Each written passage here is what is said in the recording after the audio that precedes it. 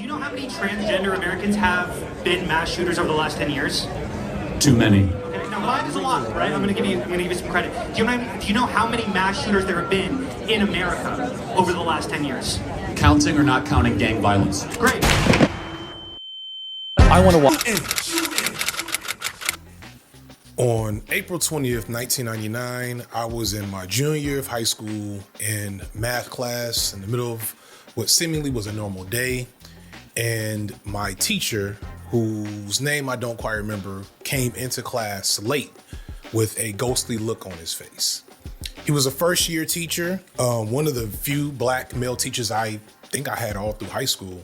He was from Colorado, so he had a bit of a Carlton Banks swag, very proper. But he settled us down and then announced that there had been a shooting at a high school in Colorado and that our school, way in Illinois, might be dismissed soon. I didn't go to a school where I worried about safety that much. This is the South Chicago suburbs in the 90s, and don't get me wrong, gang violence was definitely a thing, even in the suburbs back then. But in my school, at worst, there were a few fights. I might have seen some gang activity once or twice. So it was weird to all of us that this shooting was significant enough in a whole state across the country that they were gonna cancel school here, or that anything about our school in particular would need to change in the aftermath of the Columbine massacre. Now understand, gang issues have been relevant to the city of Chicago for decades. I wasn't even allowed to wear a certain color combination since like 5th grade because even in the suburbs, the gang problem was serious enough for them to pay attention. I had to learn a handshake or two to walk through my neighborhood just to get to school for a short period of time. But I didn't know any serious gangsters, right? I wasn't in the streets like that. And the streets that you would have to be in like that were not near me. But I do vividly remember stories of Yummy Sandifer, Dantrell Davis, and Girl X, horrifying stories of crime in Chicago in the 90s, but far enough away that I didn't think about it in my daily life. At the same time, it did reflect enough of my world that I understood that I was still somewhat a part of it. But I didn't fear it at school. My high school was pretty decent. It was well mixed at the time, both racially and socioeconomically. There was a handful of rougher kids in the city who went to school, but that was it. I worried more about getting roasted at the lunch table than getting chased home by GDs. But after Columbine, I suddenly had a new fear that I needed to face every day. Random, quiet, edgy white boys. Well, not super random, because one thing that came out of Columbine was that there was a certain type of young white male that was almost always behind these types of events. And they were more common at my school than any alleged thugs. See, much like the black parts feeding into the school, there were also poor white parts. And I noticed early on that the poor white kids at the school did not mix well with the ones from the nicer part of the suburbs. In fact, they were bullied incessantly by those kids. And some of those kids fit the description, if you will. They seemed frustrated with the world in ways that didn't make sense to me because to me, they were still white, couldn't be that bad, right? Over the years, I found most of these guys on Facebook, and most of them, I would say, are living useful, healthy lives. Most of them actually have moderate to liberal politics at the end of the day. But a few of them still seem very, very angry. But these days, I kind of get it. Young men like Dylan Klebold and Eric Harris, the perpetrators of the Columbine massacre, they, for whatever reason, felt very similar to these boys and men, and they just decided to respond in destructive and horrifying ways. And of course, you know, they weren't the first or the last. Students also say that members of the small suburban gang bragged about their guns and ammo. One cyber chatter even recalled a previous warning that a certain El Caress wrote about preparing for the big April 20th. You're all gonna be sorry. Terrorism experts widely know that this time of year has been extremely violent throughout history. April 19th is the anniversary of many painful moments, from Waco to Ruby Ridge to Oklahoma City. And this past April 20th was the 110th anniversary of Adolf Hitler's birthday. April 20th might just turn out to be a watershed date for an event such as what occurred in Colorado and might in the future precipitate other types of events like this. In 1999, Columbine was actually the 4th school shooting to get significant media coverage in around 4 years. A few years before, Kip Kinkle shot 20 students a day after murdering both his parents in Oregon. In that same year, 2 middle school students set up a sniper's nest and pulled the fire alarm at Westside Middle School in Arkansas, killing a teacher and 4 middle schoolers. Sometime later, there was another shooting in Georgia, or maybe it was back in Colorado, maybe it was Illinois. Fast forward some years and it's a guy driving a car through a college in California. It's hard to say. There's so many, and to be honest, I personally stopped counting them the way I did back in 2012 in Newton, Connecticut, because that's when I realized that no matter what happened or how many people died, nothing was ever going to be done about this problem. In 2012, Adam Lanza used a Bushmaster XM15 to kill 27 people, 7 adults and 20 elementary school age children.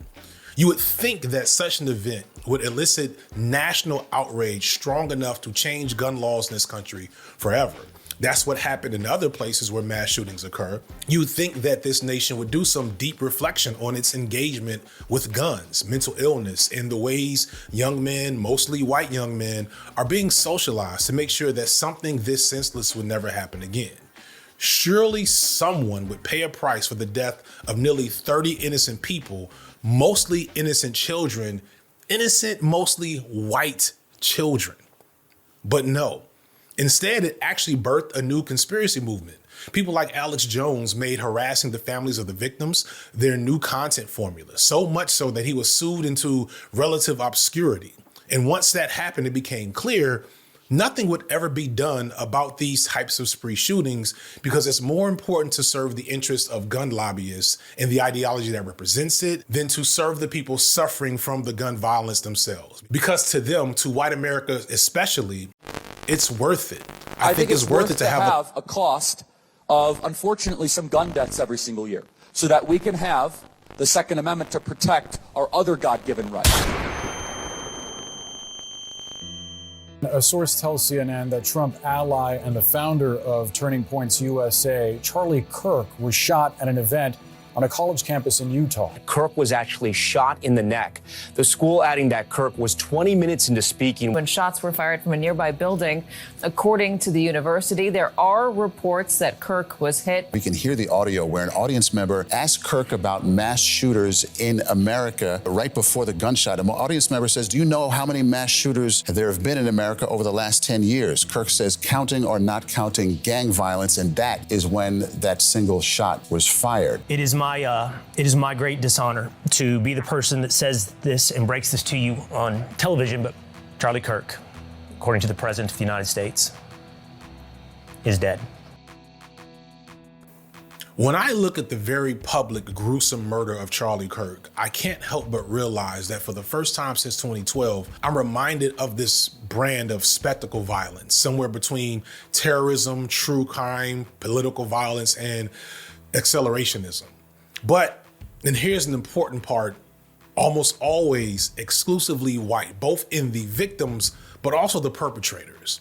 It's actually not ideal to talk openly about the perpetrators of mass shootings. I'm gonna break some social mores in this video, among many other things. The reason why I call it spectacle violence is because for the most part, the individuals that do these horrific acts do them for attention. It's why they write manifestos and send press kits to local media. Some have even live streamed their crimes. So talking about them publicly ends up being exactly what they want, and in many ways, it motivates copycats. However, at a certain point, I feel like certain conversations need to be had, especially when some of the main people who need to hear these things are trying very hard to avoid the subject. The underlying forces behind these events, behind the murder of Charlie Kirk and even the attempted murder of Donald Trump, are things the right deeply wants to avoid, because talking about these things might force many on the right to critically engage with the ongoing struggle that the right is in with its own ideology and the tangible results that ideology leads to, which, to put simply, is rampant unnecessary death. And by rampant unnecessary death, I'm not just talking about the multiple genocides happening across the world through American imperialism, or the many preventable deaths happening because of poor healthcare or poverty in America right now. I'm genuinely just talking about normal white people that are dying or killing themselves greatly due to the ideology that the right promotes throughout this country. I believe many modern conservatives, particularly the men, are in a death cult. It's not a hot take to speak to how the party of Trump thrives on the pain and suffering of others, but today for this video, I want to spend time on the real byproduct of that. The fact that the biggest body counts, at least here in the States, is actually other white people, and that the cult works extremely hard, often using figures like Charlie Kirk to hide this reality or maybe make it seem like it's all worth it, as we see them do with his death in particular. I had no desire or intention to talk about Kirk because I try my best to avoid these types of headaches. But in the wake of his death, the right has tried to turn him into Martin Luther King, and Charlie Kirk directly insulted Martin Luther King's legacy. Yeah, and the Civil Rights Act, though, let's be clear, created a beast, and that beast has now turned into an anti-white weapon. Yeah, and that's the reality. So there's a need for some direct pushback and response in this regard. Also, I have to admit, I'm a bit fearful of the response this might get from the right. They seem to feel like this one time, nobody should disagree with their views of this guy or make fun of the fact that he died, that nobody should make jokes about a person who was overtly hateful and ugly to them. Mind you that in the days after the death of George Floyd, conservatives created the George Floyd Challenge on social media, where they took pictures of themselves mocking Floyd's last moments before his death. And to this day, they are so obsessed with mocking him that they're still keeping him alive through memes and AI. But somehow, Charlie Kirk is where we draw the line. So you guys got that one, sure. With that said, I will forewarn you, this is going to be a pretty gruesome, ugly, hard to watch video at times. I'm going to talk candidly and maybe even flippantly about death and self-harm and mental illness and mass murder and all the isms. While I have some hopeful things to speak to by the end, this is definitely a video that will make you feel shitty at times, because it made me feel shitty making it. But it needs to be done. It needs to be known years from now, when we finally are out of this situation, that many people saw this nonsense for what it was, and will hopefully be there to inform those who don't know any better just who Charlie Kirk was and the greater context in which he lived. Because these ugly times won't last forever, and historical record is needed lest we carelessly repeat avoidable mistakes. So let's talk about Charlie Kirk and the cult that killed him. Part 1. The origins of the culture war. The American family, liberty, freedom, the Constitution, our history, veterans. That's what we're conserving. You are on the precipice of the most important culture war.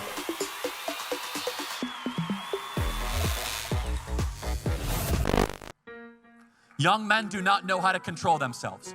Ladies, would you agree? Oh, don't worry. I'm going to do the whole other side of this in a second, so you better be ready. You better be ready. They're like, oh, yeah. It's going to be an equal opportunity offender. To understand Charlie Kirk in totality, we first need to understand that he isn't the first, nor will he be the last of his kind. In fact, he's part of a long-standing tradition of right-wing provocateurs whose job is not doing politics the right way, as some dumb asshole might say on their podcast. But instead, he was furthering a far-right agenda in this country, and this is apparent in just how far the right has been able to shift the Overton window in terms of what are even acceptable things to say or believe in our modern society. For example, no American would have supported or even seriously engaged with the idea of a president getting a third term ever since FDR did it nearly 75 years ago. It's literally in the Constitution. However, for weeks now, as of recording, Republicans, even Republican officials, have been seriously priming Americans for the argument that Trump should get a third term and how that's actually okay under the Constitution. We had longer odds in 16 and longer odds in 24 than we got in 28. And President Trump will be the president of the United States, and the country needs him to be president. Is it constitutional for President Trump to run for a third term? He's teasing that. You know, if you read the Constitution, it says it's not, but if he says he has some different circumstances that might be able to go around the Constitution, but that's up to him. We got a long way to go. But you're open to it. Well, I think that there's going to have to be an evaluation. Not even George W. Bush, who was very, very bad. The fact that he's the last Republican president before Trump has managed to whitewash his past. He was not good. Don't let the old painting sad man stuff fool you. But as bad as he was, he never would have thought of sending troops in the military and the National Guard to American cities and states that he didn't like. But Trump is threatening to send American troops to low-crime cities like Portland, stating that they need to be cleaned up, ignoring the much more dangerous cities in red states. And the right eats this all up. Mind you, and this will be a recurring theme, none of this is really helping anyone, let alone many of the working class white people who voted for Trump. While Trump's appeal is more diverse than people like to believe, this is just something you have to acknowledge. At the end of the day, his base, like all Republicans for years, has been among uneducated whites and rural white people. People who, for the most part, have never benefited from his policies. For example, regarding the ongoing government shutdown that is still in place as of writing, the shutdown is happening because Republicans want to make major cuts to many social safety net programs, which will impact poorer Americans. And despite the efforts of Republicans for decades to make it seem like the poor are only undeserving black and brown people leeching off the government, the majority of Americans receiving those benefits are white. And these same white people will support Trump literally to their death. Why is this the case? And what does it have to do with Charlie Kirk? To make sense of that, I want to dive into the concept of the culture war, because it's through the culture war that all of this is possible. And they know this because Charlie Kirk actually named his college tour the Culture War Tour. So switching gears for a second, if you're at all on Twitter and social media in the months and weeks preceding the murder of Charlie Kirk, you probably caught wind of two other tragic killings. The killings of Austin Metcalf and Irina Zarutska both went viral on Twitter, as these were two young white lives ended by black men. Both of those black men, mind you, faced immediate legal charges. I want to be clear. It's genuinely sad, and I send condolences to their families regardless of the circumstances of their death. It's tragic when people die like this, especially when their deaths have become flashpoints in culture wars online. Austin Metcalf's father in particular showed an inspirational level of grace in the aftermath of his son's death that should be commended. Unfortunately, that father's grace is not being copied by the American right, who used his son's death to talk about black fatigue. Not the original use of that term, by the way, but a racist version that is basically white people getting tired of not being able to be openly racist. Similarly, Zarutska's death spurred legislative initiatives to reinstate and even expedite the death penalty in North Carolina, which, yikes, is really all I can say to that. And this is all after President Trump weaponized the deaths of white women at the hands of immigrants all through his campaign trail as a way to bolster his anti-immigrant agenda. And now we have ICE kidnapping people off the street and even in churches, gyms, and public schools. I want you to take a look at something that just came about 2 days ago. We made a tape, which I'm going to show you, and it's a tape of a great mother who I got to know a little bit at one of the rallies. Night accused of killing a 12-year-old girl. Police say these men strangled her before dumping her into that creek. Both men were in the country illegally. There are hundreds and even thousands of cases like that, and it's people coming into this country that are horrible people. And as I saw these stories explode online and invigorate an already foaming at the mouth population of racist conservatives, I couldn't help but think to myself, but what about white on white crime? What about Vincent Bolletaro, the young Charlie Kirk fan who murdered two teenage girls whom he had been stalking for what seemed like months, even after getting a restraining order against them? By the way, Bolletaro's family is connected to law enforcement, but clearly they're very picky about who they need to protect and serve. Or what about insert countless other stories of white women murdered by white men since the beginning of time? Gabby Petito, Lacey Peterson, Natalie Holloway, the little girl that JonBenet Ramsey. I've been seeing that girl's face since I was a child. It's actually cursed. Surely other young white women have been murdered in North Carolina. Were their deaths not worthy of attempting to reinstate the death penalty? What is it about DeCarlos Brown, the severely mentally ill black man that killed Ariana, that warrants such a response? Do you think that black men are the most pressing danger to white women in this country? If you do, it's probably because you're racist and low-key sexist, but I know I only have so much room with y'all right now.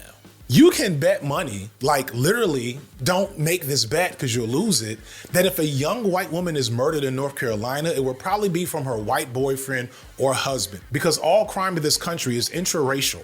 At least 80% of white victims of violent crime, the perpetrator of that violence is also white. White people make up 74% of familial violence victims, meaning child abuse, domestic violence, and familicide, which makes sense because most family violence offenders are white. And females make up 80% of the victims for family violence, again, usually killed by a boyfriend or husband, very rarely a stranger. And considering that only around 10% of black men have a white spouse, the biggest threat to any white woman in this country by far is a straight white man. And that goes not just for murder, but also assault and especially rape and molestation. Yet somehow new laws form when a black man is the perpetrator, as if it's the right of white men to abuse, harm, and kill women that look like them. And it doesn't require new laws for putting convicts to death when they do it. And don't get me wrong, the rate of intimate partner violence in the black community is awful in so many ways, but don't all lives matter, y'all? Surely we shouldn't only focus on black people in this situation, not if what we actually care about are these innocent white lives. And isn't this kind of gross? Is this what y'all watch me for? Some of y'all, that's what y'all want out of me. Ugh. I hate it. I hate y'all so much. Sure, when you go low, going lower is a thing, but at the end of the day, bringing up white crime statistics in this way should just really make you feel icky. It's too much like the stuff they do, you know? Further, it's not like any racist in the audience will suddenly be convinced to rethink their ways based on this information. And I'll come back to this in a moment, but this is not how actual minds are changed in reality. If racism or any other ism were an issue of logic and information, would have solved that issue years ago. But it's very clear after literal generations of learning and educating that no amount of explaining the truth to racists changes the way they see things. Racism's power to endure for so long in this country isn't due to hate. I hate that we talk about racism as an issue of hate because that allows for so many people, so many very racist people, to create distance from themselves and the actual damage they do with their racism because they don't necessarily feel hatred in their hearts when they do it, and they're probably correct. Racism isn't about hate. It's about indifference to harm being done to people that don't look like you, especially if that harm is useful for how you maintain your own status quo. Racism is still here because it has utility as an organizing social framework for white Americans. The role racism plays in this country is for building consensus in community. It's almost ritualistic in its use. I am a Western chauvinist. And I refuse to apologize. I refuse to apologize for creating the modern world. For creating the modern world. White youth for a generation have made racist jokes, not as an expression of hate, but almost as an initiation into whiteness as a concept, performing the agreement amongst each other that blackness is beneath them and unworthy of sanctity. This is why racist group chats exist so prominently, such as the one the young Republicans got caught on earlier this year. This is why white kids on Omegle and other chat random sites and Call of Duty lobbies hurl slurs from the safety of their perceived anonymity, going all the way back to slavery. This is why poor whites had astoundingly low standards of living, but fought for the Confederacy because it preserved their way of life, as wretched as that way of life was. The lynchings of black people during slavery going into Jim Crow was often a community gathering or festival environment for white people. They would make flyers and sell food as they watched black bodies burn and hang from the poplar trees. Then afterwards, some would even take their body parts as souvenirs. Feel free to Google this. I am not making this up. The biggest falsehood about racism is that it's about the hatred of any group of people. But in reality, racism is about a perverse love for whiteness and the love language through which that is expressed. And this is just the overt stuff that whites will admit you shouldn't do. We shouldn't lynch people. We shouldn't say the N-word. They keep doing it and saying it's a joke, but they know they shouldn't. And the reason why that is still such a focus because it serves as the cover for the much more harmful systemic racism that most whites, including Charlie Kirk, would never even admit exists.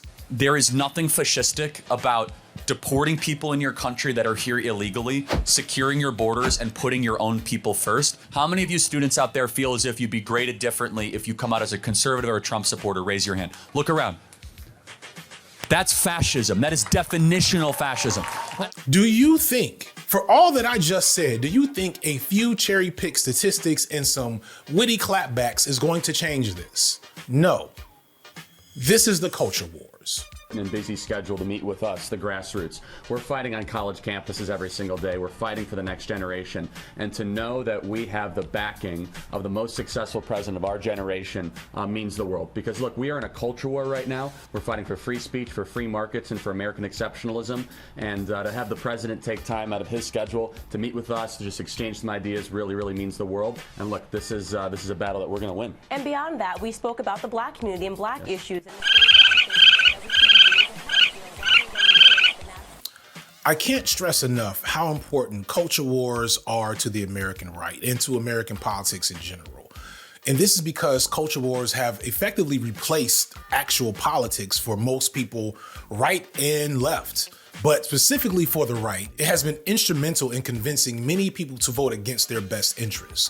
When regular people are surveyed about policies, they almost always lean toward more progressive policies, more taxing the rich, less government in people's personal lives, sensible gun control laws, etc. It's not universal. Many Americans support tougher border laws, for example, but very few desire to see what's actually been happening under Trump since he's been elected.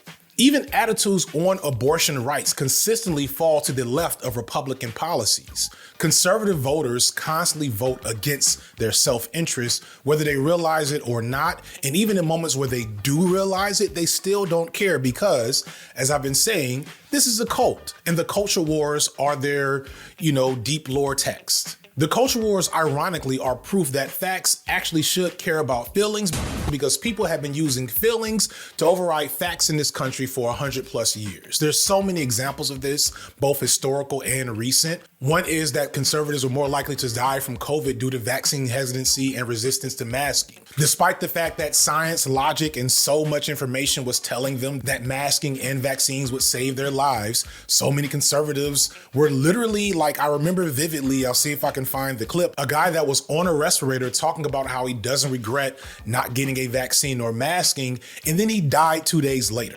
I immediately asked Christopher, why hadn't he gotten the vaccine? I'm more of a libertarian, and I don't like being told what I have to do. I'm still not completely 100% sold on the inoculation. It was eerie to hear Christopher insist on his individual freedoms, even as he struggled to breathe. You think I probably should have had a little healthier fear that it need to be taken more seriously?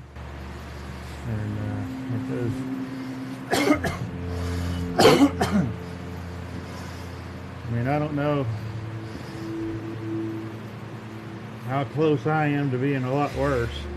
I really don't know. Christopher Green died 9 days after this interview.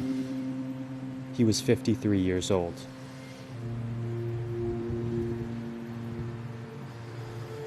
It doesn't take much to find countless examples of conservatives directly being hurt by Trump's policies on tariffs or ICE crackdowns, people's mail order brides being deported, and it's often people who voted for him. And whether or not they regret it is up for grabs. But understand, pointing this out about Trump is low-hanging fruit because it's been everyone since the beginning of time in this country, especially when it comes to conservative ideology. For example, consider free healthcare, something that the rest of the developed world has had for more than half a century, and it should and would be here in America if not for the utilization of culture wars. Numerous American presidents from a variety of political standpoints, going back to the early 1900s, have tried to create a universal healthcare system that was free to Americans, but were stymied by capitalistic and conservative entities using emotionally manipulative culture war methods of convincing the masses that having free healthcare was somehow not in their best interest. President Truman was reelected largely on a campaign for a single-payer national health plan, and the Democratic Party gained control of Congress. At the same time, Americans were on edge after World War II, and a lot of that fear was placed broadly on the construct of communism. This fear towards communism and communists, which infested the world through the Cold War, became known as the Red Scare. Opponents of the WMD healthcare bill took advantage of these fears to squander its success. The AMA was one of these opponents, and with help from public relations firm Whitaker and Baxter, launched one of the largest lobbying efforts of its time, The group spent over $4.5 million, $48 million in today's dollars, on advertisements, newspapers, magazines, letters, and radio stations across the country. Slogans played on communist fears with titles such as "A Threat to Health" and "A Threat to Freedom," and utilized the term socialized medicine whenever possible. Public opinion in support of government health insurance fell from 74% in 1942 to 51% by 1949, just a year after President Truman was voted into office. The same thing happened with the New Deal back in the 1930s. Was the New Deal the 1930s? Am I tripping? Don't make fun of me. Yeah, okay. The New Deal was at its core a socialist work program that lifted millions of Americans into the middle class out of poverty. But it only passed because it was initially designed to exclude undeserving Black Americans as much as possible. However, after political wins for Black people, such as the Civil Rights Bill, fair housing laws, etc., this required New Deal government programs to be more accessible to all Americans. And you see white Americans quickly turn against the very policies that induced the golden age of American prosperity in the 1950s and 60s. Even today, the very idea that people should get free healthcare is somehow controversial and un-American, even as millions of white Americans suffer and go broke due to healthcare costs. A fun fact to never forget is that white people poured cement into their own swimming pools to ensure that Black people could not swim with them. Conservative political positions are positions to maintain systems of dominance and exclusion, even if those most dominated and excluded are white people, all cloaked in the rhetoric of personal responsibility. Charlie Kirk himself railed against the idea that the government might offer free lunches to school children, claiming that the problem with school children was obesity and not food insecurity. Do you think that there should be free school lunch for all children? No. Why? Of course not. Because parents should feed their kids, not the government. What if they can't? Go get a job. Show me a single child in America going hungry. Doesn't exist. Number two, we have churches, we have food shelters, we have billions, and it does not exist. We have a child obesity problem, not a child starvation problem in this country. Refusing to recognize that those problems are connected and that there's tons of evidence that literally millions of American children need free lunches and that it would be incredibly beneficial to those children and thus society as a whole to get them. In this clip, Kirk yells, "Get a job," and the crowd laughs because they still operate on the image of Black welfare queens, not realizing that the average recipient of food stamps is a single white woman with 2 kids. Mind you, the woman originally used to demonize the concept of welfare and called the welfare queen was a white woman. Her name was Linda Taylor, and she was identified by the Chicago Tribune in 1974 as a person who had committed welfare fraud while driving fancy cars, including a Cadillac. And very quickly after that, she was given the nickname the Welfare Queen. It is accurate to say that a higher percentage of Black children suffer from food insecurity in this country, something like 20 to 30% of Black children, or around 2.3 million kids. And white children suffer from food insecurity at a much lower rate, somewhere around 7%, but we live in a predominantly white country. So that 7% adds up to close to 4 million white children whose parents need to get a job, so the rest of us don't have to pay a few extra dollars on our taxes to help their children not starve and not grow up being statistically more likely to end up dead or in jail. Ironically, paying for school lunches up front means paying less for jails, healthcare, and welfare later in their lives. But because of people like Charlie Kirk, many conservatives would rather those 4 million children starve if it means those who are undeserving suffer. Even now, as the government is preparing to shut down, conservatives are mocking people who won't be able to feed themselves. But here's the real power of this cult, of the culture war. Some of these same people doing the mocking were themselves once on SNAP benefits. Some of these same poor white moms of those 4 million kids are still likely going to vote Republican in 2028. And I want to correct the common sentiment from progressives that says it's because they're dumb. They're not dumb. Delusional maybe, but they just fully believe in the worldview they've been sold. And this begs the question, why and how? These decisions actively make America worse for everyone, not just Black people or gay people or immigrants, everyone. And most of the people who suffer are white, and many of those suffering also support their own suffering. Why and how? To answer that is super complex, and I don't know all of it, but I know a big factor that brings us back to Charlie Kirk is his role in the culture wars and his job of recruitment and reinforcing of the moral standards of the right by using those culture wars to galvanize and build consensus with their base. And this is most prominent through the media. Today, that is YouTube and podcasts, but for a while, it was TV and radio. And that's where the foundation lies, in media manipulation. And to understand that, you have to start with good old Satan himself, Ronald Wilson Reagan, 666. This man is undefeated in how often something bad comes back to him. In this situation, it's the 1987 ending of a policy called the Fairness Doctrine. You may have heard right-wing pundits at times try to make this seem like this doctrine would silence them and make it so they wouldn't be able to have the right to be on air, but that's not really accurate. The end result probably would change the way that all politics are discussed in media, but what the Fairness Doctrine really was making media companies more responsible for the type of topics they covered on air. Essentially, you couldn't have something like Fox News before the 1980s, and the same could be said for MSNBC, because the Fairness Doctrine basically said that if you have opinions of a political or controversial nature, you have to have both sides of that opinion, and they have to be presented in an earnest and direct manner, unless you could legit get fined by the FCC. Thus, it was hard to use media to exclusively promote any political agenda. There was political discourse in media before then, but it was much more measured and straightforward, more educational, and far less entertaining. Hence the many TV broadcast interviews of political figures, even radical ones like a Malcolm X. With the Fairness Doctrine gone, our politics became another framework for just being entertainment, just as subject to media manipulation and sensationalism in the name of ratings and marketing versus education and seeking the truth. Today, our political media looks more like something from Monday Night Football or professional wrestling, and entire networks of channels can push explicit and clear political agendas. And now there are large groups of Americans who only get their news from overtly biased sources. And no, this video is not sponsored by Ground News, but it is sponsored by Nebula. We can talk about that real quick. If you're enjoying this video analyzing white culture and conservatives thus far, you might also appreciate the short mini doc I did on Nebula called Talking to White People, which was greatly an influence for this video.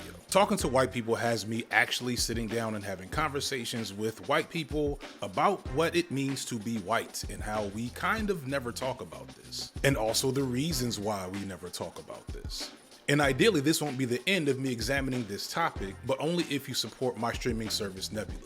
Nebula is an independent streaming service created by YouTubers like myself, where we can have a place for creators to work the way we want to work and make the types of content we want to make without the persistent pressures that YouTube puts upon us. If you know anything about Nebula, then you know that we've had some of the most talented and forward-thinking creators around, and because we have so much talent on our roster, we have been expanding to say, what if we give this talent the resources to go bigger and better than what they thought possible? Along with my short film Talking to White People, you also have full documentaries from Tom Nicholas, where he examines how the baby boomer generation is affecting the world. There's also short films from Jesse Gender and Philosophy Tube, reality shows featuring a bevy of creators, travel shows, even narrative podcasts, as well as a ton of content from legendary creators like Lindsay Ellis and Jacob Geller and Real Life Lore that can't be found anywhere else. It can only be found on Nebula. Nebula is owned by creators and funded directly through you, the viewer. We don't have any big tech dollars propping us up that we have to answer to, and we want to keep it that way so that we can continue to make the exact thing that we want to make and to be as weird and out there as we can. And to do that, we rely on your support. So to help us on this evolution, please click the link in the description or follow the QR code on the screen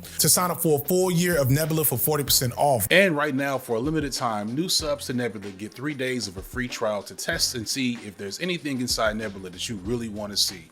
And you won't be charged until the 4th day, and you will get an email reminding you in case you want to cancel. I dare you to give it a try. I doubt that within 3 days, you have seen everything you want to see. You'll be supporting the growth, not just of my channel, but of creators like me to continue to go beyond the limitations of YouTube and modern media as a whole. Ground News shade notwithstanding, the point is that having a balanced intake on what political opinions you bring in pretty much started to die at that point. And then it got even worse because of one more thing. Reagan isn't the only villain here. You all know I'm bipartisan in my hatred of America's political apparatus. The next major factor is the Telecommunications Act signed by Bill Clinton in 1996. Today, with the stroke of a pen, our laws will catch up with our future. We will help to create an open marketplace where competition and innovation can move as quick as light. An industry that is already 1/6 of our entire economy will thrive. It will create opportunity, many more high-wage jobs, and better lives for all Americans. Among many other things, what this mainly did was allow for unchecked corporate ownership of media companies, resulting in massive mergers until only a few companies own all of what is seen or heard on our screens and airwaves. So now you have companies like the far-right leading Sinclair Media owning most local TV stations in the country and purposely seeding right-wing perspectives into their coverage and being blatantly manipulative in their efforts to control media narratives, as seen in this horrifying but real clip of their many news stations reading the same script. The sharing of biased and false news has become all too common on social media. More alarming, some media outlets publish things that are true without checking facts first. Unfortunately, some members of the media use their platforms to push their own personal bias and agenda to control exactly what people think. And this is extremely dangerous to our democracy. This is extremely dangerous to our democracy. So with these two things in place, we now have the environment set for people like a Charlie Kirk to wield immense power in pushing cultural narratives and swaying public and political influence. They just didn't quite know it yet. And Kirk comes in the late 2010s, but he's following in a tradition of right-wing talking heads, normalizing certain far-right talking points. And here's where we meet the most important character in the history of the culture wars, and possibly one of the most influential political figures to never hold an office, Rush Limbaugh. Folks, there's actually a debate going on ESPN and throughout the sports world over who can use the N-word, when, and how. The white race has probably had fewer slaves and for a briefer period of time than any other in the history of the world. What are the similarities between the Democrat Party of today and the Nazi Party? Rush Limbaugh is greatly responsible for today's political reality. There is no Trump, no Fox News, probably no Manosphere, and definitely not a modern culture war without him. He is patient zero for the awful timeline we're in right now. Ironically, Limbaugh was the failed son of a prominent political family whose only talent was yapping at a time where that talent only had one medium to be successful, which was radio. And Limbaugh loved radio and worked in it on and off growing up until he got to college. And then he dropped out of college to focus on being a DJ full time in his early 20s and was not very successful until he found his calling as a right-wing provocateur. And this wasn't a new thing for American radio at the time, but to give the devil his due, Limbaugh was extremely talented as an orator. Barney admitting that he had an affair with Stephen Goby, and he said, quote, "I was just trying to help this guy through some problems, but I got suckered. That's what drove me to My Boy Lollipop. My Boy Lollipop." Perfect. It was absolutely perfect.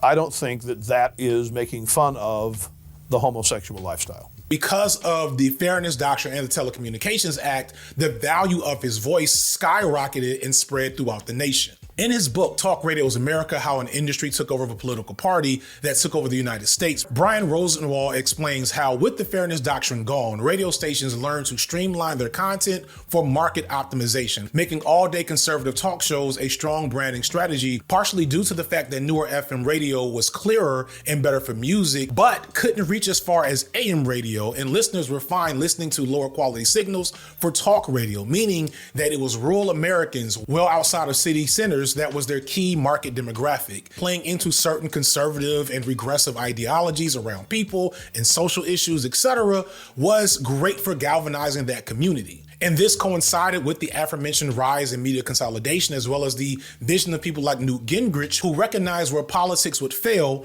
culture wars could prevail. And so what we have is our first ever basically algorithmic bubble, where a whole community of people are cocooned in a specific view of the world without ever being exposed to opposite opinions, and then enriched and radicalized and having everything about that reality turned up to 10 to the point where we are today. We're at a point now where Charlie Kirk is saying things that Limbaugh would have been taken off of air for in the 90s. Taylor Swift might de-radicalize herself, engage in reality more, and get outside of the abstract clouds. Reject feminism. Submit to your husband, Taylor.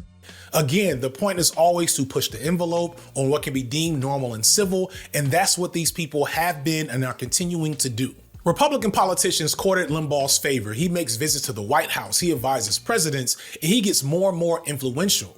Mind you, in this same time, both Barack Obama and Bill Clinton served 8-year terms. So he isn't all powerful in terms of actual sentiment for most Americans, which is something that's important to remember, but I'll come back to that later. But the nature of our politics is fundamentally altered in terms of polarization and what counts as a political platform. Instead of actually talking about policies on helping American people with jobs and healthcare and the economy and even safety, it just becomes, are trans people playing sports with your children? Are gay people kissing each other? Are black people existing? The most effective commercial, and this has been proven in the previous American cycle, was this commercial about Kamala Harris talking about trans people, using the slogan, Kamala is for they, them, Trump is for you. Every transgender inmate would have access. Kamala's for they, them. President Trump is for you. I'm Donald J. Trump, and I approve this message. That is a proven thing that worked more than anything else that the Republicans put out there. That should tell you something about the power of the culture wars.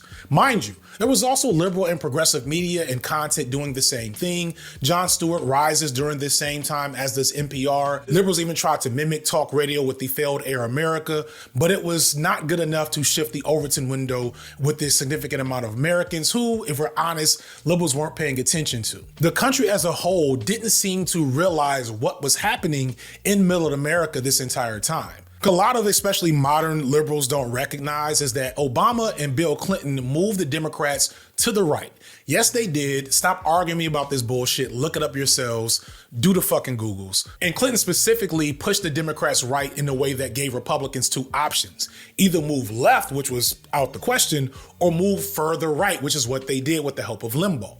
They vilified everything the Democrats did, even if the Democrats were doing exactly what the Republicans wanted to do, such as the 94 crime bill or the welfare reform bill, both under Bill Clinton, or Obamacare, which got its origins from Mitt Romney's healthcare plan. What Limbaugh and the culture wars did was make it that even working with Democrats to make the government functional and help a small amount of people was seen as a heinous betrayal to the conservative reality and ideology. He helped create the image of Democrats as godless communists who hate America, and that impact reverberates through conservative spaces and leadership to this day. In that process, Hillary Clinton became a supervillain even before she ever held any type of office. So when she ran in 2016, unbeknownst to many liberals in the Democratic Party, she was fighting essentially 20 years of negative campaigning to millions of Americans. The blue wall had cracks in it for decades and nobody noticed. And let's be clear here. It wasn't hard to make the Clintons look bad in middle America. The Democrats had long since abandoned the working class in favor of neoliberalism. They serve the same corporate overlords that the Republicans do. They participate in the same behavior that exploits and harms American people. They just do it with nicer words and a more diverse cast. Please understand that Democrats had their own culture war strategy of paying lip service to racial minorities, immigrants, and the LGBTQ community, but never doing enough to actually help them outside of grand gestures and empty promises. Even today, whenever we see figures in the Democratic Party that are more progressive and are more trying to get away from corporately owned politics, people like Bernie Sanders, Jamal Bowman, and Zohran Mamdani, the Democrats prefer establishment figures owned by corporations instead and do everything they can to undermine those movements, which is why Democrats constantly lose.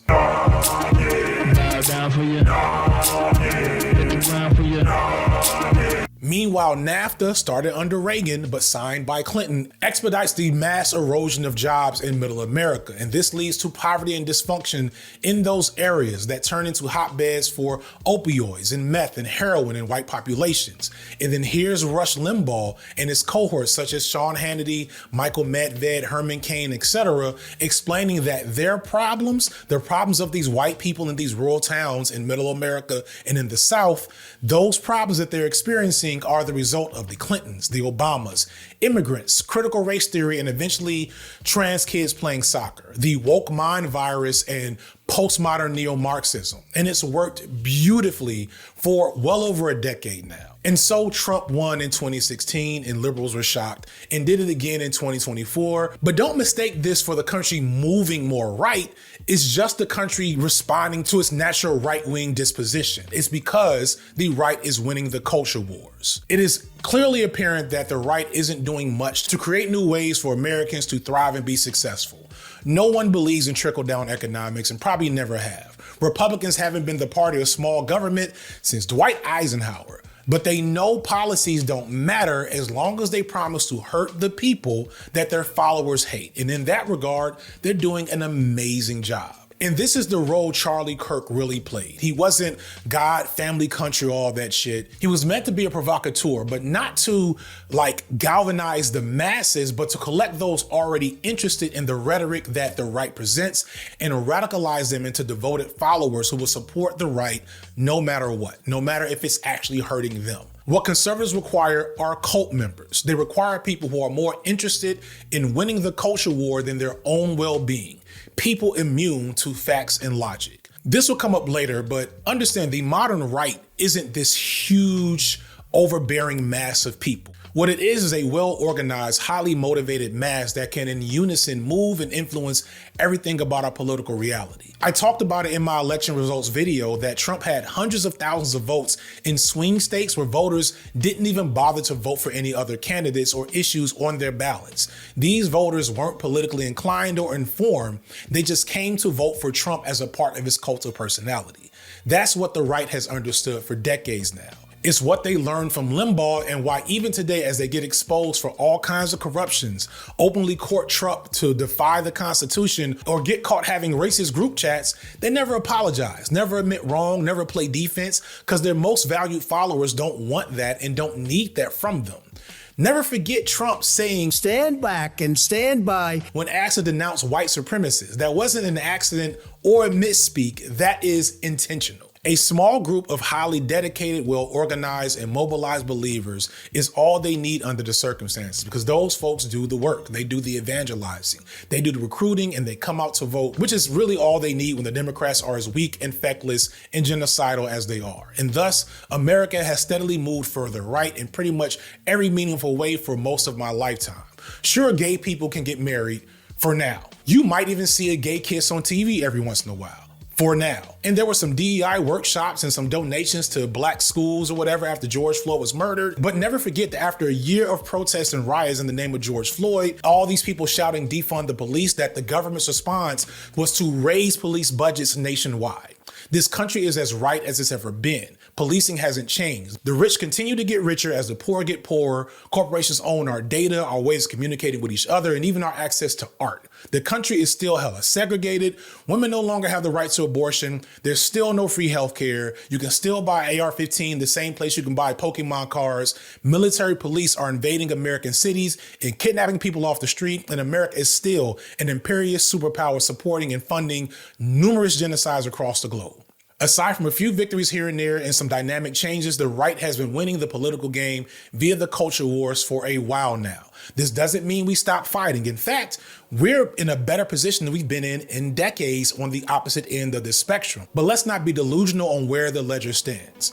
All that said, something else occurred to me when I saw Charlie Kirk get shot in the neck and the ensuing aftermath, and that maybe winning the culture war isn't the goal here, because the winners of the culture war seem more like losers.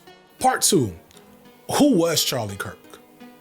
I barely knew who Charlie Kirk was before he died. Do you truly, in your heart of hearts, truly believe that this is a human being? This? Without a doubt. Without a doubt? Yes. This is a dolphin fetus. This is a human fetus. Look how similar they look. In life, do you confuse dolphins for human babies often? Regular watchers will know I don't engage in rage bait content much. For all the accusations I get of catering to white liberals, this is my first conservatives are bad video in like 3 years, because I don't like attracting those types of viewers. I don't watch or listen to conservative pundits. I don't make content about the ridiculous things they say or do.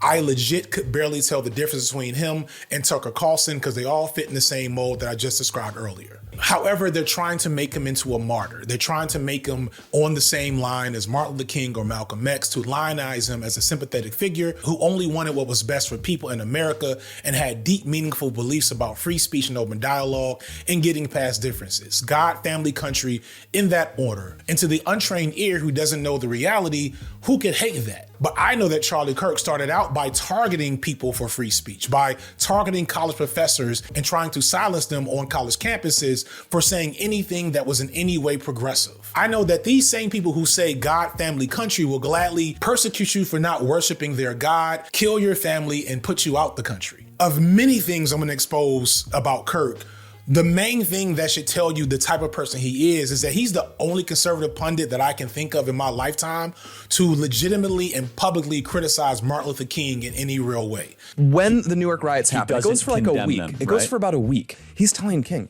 you've got to say something to condemn this.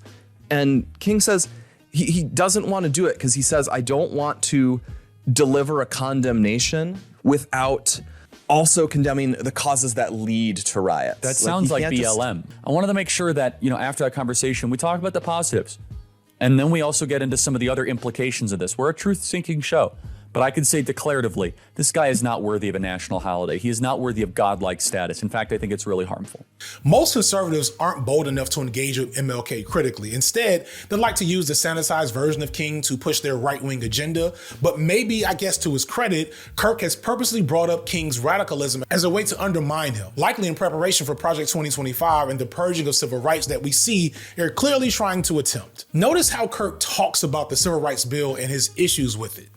He doesn't get very specific, does he? Imagine what happened during 2020 with even more murdering, and just remember how angry we got when CNN called it mostly peaceful. Exactly. And this is one of the reasons why MLK's numbers went down towards the end of his life. He doesn't spell out the problem. He just insinuates that a problem is there, and he expects everyone else watching to know where he wants to go, but he can't quite go there yet publicly. The Civil Rights Act was a new founding where we decided to discard the U.S. Constitution and reconstitute the story, the mantra, the creed, and the vision of America. And you even see this in Republican circles as well. Well, they say, the Civil Rights Act corrected a lot of the errors of the Constitution. No, it didn't. The Civil Rights Act was a completely new creation. Of course, it was well intended by some. We have acknowledged that many times. But the Civil Rights Act at its core was a new founding. It was to discard what happened prior. The Constitution says people have equal rights. Imagine just treating people equally. The Civil Rights Act does not treat people equally because the legal theory under the Civil Rights Act is disparate impact. And so therefore you can't arrest a bunch of criminals in DC because you might be disproportionately arresting black men, and that might be deemed as racist. And this is a very intentional thing that Kirk and folks like him do. They're always just asking questions or having a conversation. And I bring this up because the first thing that people need to get on board with is recognizing that Kirk's whole shtick of open dialogue and debate is a bait and switch tactic, not meant to actually pursue truth and a better understanding of modern issues, but to normalize certain ideas, spread them as much as possible, and then harness the power that comes from that. There was once a time that agreeing that your 10-year-old daughter would have to have a baby by her rapist was considered weird, but here's Charlie Kirk doing it for millions of viewers to see. So if you had a daughter and she was 10 and she got raped and she was going to give birth and she would and she was going to give birth and she was going to live, would you want her to go through that and carry her baby? That's awfully graphic. But it's a real life scenario that happens to many people. The answer is yes, the baby would be delivered. And then he just continues on as he is, as if that's not the worst thing you've heard today. And it's because Charlie Kirk's fans either don't notice or don't care. But being wrong and weird on a large scale for everyone to see is the point. Kirk and his ilk aren't trying to convert normal people or those who disagree. He's seeking out the select few who are amenable to his extreme beliefs or indifferent to them as long as it serves their overall agenda. This is also why he focused on the least capable opponents for making content. While Kirk is presented as this great intellect or debater, in life, you confuse dolphins for human babies often. Most of his debates and his debate wins come from debating 19-year-olds using well-rehearsed talking points and skills of sophistry to make his fundamentally awful opinion seem reasonable and possibly even logical. Much like people like Ben Shapiro and Steven Crowder before him, he recognized that arguing with college kids was an excellent formula for churning out content for the right-wing media apparatus. 9 out of 13 states had abolished slavery by the Constitution. Northwest Ordinance had all new territories were free. And what do you take from that? That America wasn't racist? Not only that, we were the first country to abolish slavery, not just continue the practice of it. Charlie, you have to understand, you're not an unintelligent person. You know that that's a logical fallacy. Why? The right has for decades targeted college campuses as college kids make for easy targets of derision. Colleges are where young people go through many transitions and develop unrefined belief systems that they paradoxically feel incredibly strong about, making them easy targets for gotcha moments and very satisfying to see put in their place. Thus, they are great for farming content to the anti-intellectual crowd. And that's often what happened in these viral moments on right-wing online spaces. Remember, Charlie Kirk and Ben Shapiro, these are adults with entire teams behind them who do this for a living, challenging some 19-year-old who probably stayed up till 2 a.m. the night before playing Call of Duty that took maybe 1 or 2 sociology classes and wants to step up to the table. It's not a fair fight. It's the equivalent to watching Razor Ramon fight local jobber number 595, except the crowd doesn't understand that the match is predetermined. Say hello to the bad guy. However, when people like Charlie Kirk and Ben Shapiro face people who are actually well-versed in their topics or relatively well-trained in rhetoric, they will usually get demolished. This is a dolphin fetus. See Kirk debating college students at Cambridge or against Brianna Joy Gray. Systemic racism. I could sit here and ask you, Charlie, do you know how many people came over in the transatlantic slave trade? I could approximate about 1.8 million. No, it's like 20 million. Hold on, Are you 20 kidding million me? came as slaves? 20 million. I'm making a simple observation, which is objectively true regardless. The women of the West are miserable, and we should tell them to stop freezing their eggs and start finding their partner earlier and have lots of babies. If you actually care about women's happiness, then the solution is to structurally support them. That means universal childcare, shared legally enforceable parental leave, and in Nordic countries where women have high workforce participation and also some state support, they report higher life satisfaction than in more conservative countries, including America. So if your metric is... You said it's bad. I disagree, but thank you. The 2 minutes that Kirk had facing Dean Withers on that Jubilee episode were rough enough that Kirk seemingly kept ducking Withers for the rest of that year. Dean was actually finally supposed to debate Kirk a few weeks after he was murdered, something that Dean took very, very hard. Nobody deserves that.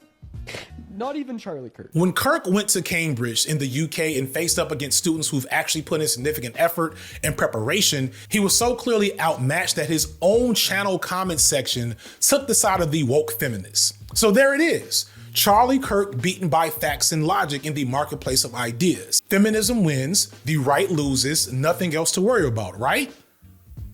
Wrong, obviously. And this is because Kirk isn't in it for debates or the pursuit of truth or intellectual discourse or even winning the debate half the time. He's in it for the purpose I mentioned earlier of breaking containment, saying inflammatory things that he may or may not even be sincere about. I'm focusing on this because many people on the right and plenty of liberals like Ezra Klein believe certain things about Charlie and open dialogue that are just not true and fundamentally harmful. They think that people with opinions similar to Charlie Kirk must be openly defeated in the marketplace of ideas, and they take Kirk's political intentions of having dialogue and discussion at face value, saying Kirk did politics the right way, but this is so stupidly naive it makes my head hurt.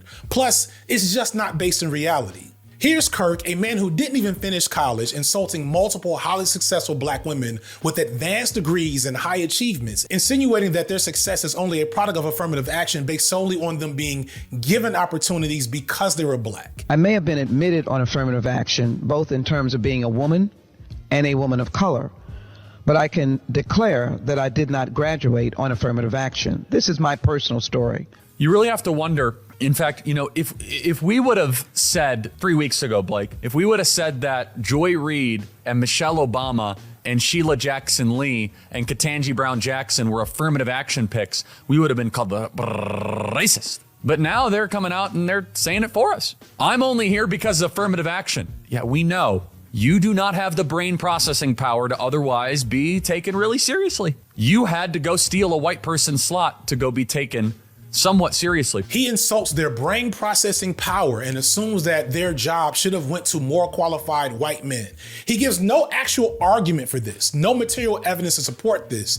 It's just evident on face value from his perspective because of their race and this distortion of what affirmative action must be. The racism is so inherent that he's not even capable of understanding that what he's talking about is why affirmative action was created. When these women speak on benefiting from affirmative action, what they're pointing out is that before affirmative action, they would not have had the opportunity to reach the level of success they've reached. Not because they lack the brain processing power, but because racists like Charlie Kirk assume that they couldn't and will never allow them the chance. And mind you, that still makes them rare because the most likely recipients of affirmative action have historically been white women. But in Kirk's mind, in the minds of most conservatives, racism only exists when people say slurs or openly admit it. And even then, we shouldn't talk about it too much. And none of this matters, again, because the point isn't to have a logical discussion where people learn something. It's to say something racist or sexist or homophobic out loud to his fan base and get away with it. Affirm the racist tendencies of his fans and build a coalition. I could talk hours if I wanted to about how wrong this statement of doing politics the right way is, as others have, but it doesn't make a difference because people like Kirk aren't here to be convinced. They're here to normalize their hateful rhetoric. Liberals and moderates watching, understand. If the ultimate goal is to reduce the damage that certain ideas cause, the best strategy is not to help them spread. Even if you think you're winning the optics in the moment, taking certain ideas out of the marketplace of ideas ends their ability to replicate. Yes, the dreaded deplatforming is our best weapon. There are drawbacks to it, yes, but understand that there's tons of research at this point that shows that no one really changes their mind from public debates. People don't change their mind just because they've been presented with better information on a topic. People will legit lie if they think it serves a greater communal good. So even if you have your cool Aaron Sorkin moment where you own the chuds, you're still not doing anything useful. It's team sports and entertainment, and our team will never win the actual major game going on with the strategy that we're going to convince them in the marketplace of ideas. And the right knows this. It's why they won't stop saying so much wild shit all the time. It's why they do not care if what they're saying is true or false, if it makes sense, if it doesn't, if it's an outright lie, or exactly the opposite that someone else said. And I hate our modern news media for not just saying this to them. Whenever someone on the right just lies in their face, they say, "Is that true?" And then puts the microphone right back to them like they didn't just lie a fucking second ago. Like a perfect example is listening to Trump talk about the Epstein files on the campaign trail. There's a moment where you had some hesitation about Epstein, releasing some of the documents on Epstein. Why the hesitation? I don't think I'm not involved. I never went to his island. And listening to him talk about the shit now. Mr. President, what did Jeffrey Epstein mean in his emails when he said you knew about the girls? I know nothing about that. They would have announced that a long time ago. Sir, yeah, if Jennifer, there's go ahead. incriminating in the files, Venezuela, why not acting as if... Charlie Kirk himself spoke on the Epstein files all the time, but clearly was told behind the scenes to stop. Honestly, I'm done talking about Epstein for the time being. I'm going to trust my friends in the administration. I'm going to trust my friends in the government to do what needs to be done, solve it, balls in their hands. I've said plenty this last weekend. And it was such a blatant reversal of his own opinions that surely some people should have woken up. But they didn't. Still no consequences, no change in behavior, no damage to their movement. We are living in a post-truth era. So why are we worried about having good faith debates with people who are obvious liars? One scary thing is the country has moved so far right in its general disposition, and the right-wing movement has been so effective in their rhetoric that they've managed to label Kirk as a moderate. If you have unapologetic, ferocious anti-white racism, then young whites are going to find some very radical political positions. If you want young ladies to become more conservative, we should encourage and celebrate marriage. Get a mortgage, get married, and mate. I think it's worth to have a cost of, unfortunately, some gun deaths every single year so that we can have the Second Amendment to protect our other God-given rights. And by the way, genetics matter. We should talk about genetics more. It's not racist to say that. You do not have the brain processing power to otherwise be taken really seriously. You had to go steal a white person's slot to go be taken somewhat seriously. He's saying these racist things and openly speaking on women not needing to be educated and just wanting to become mothers, defending gun violence in the name of liberty, etc. And it makes him a moderate because every once in a while, when an overt white supremacist comes to the stage, he shouts them down. But what you need to understand is that Republicans and their followers know it's all the same thing. You just can't say the quiet part out loud.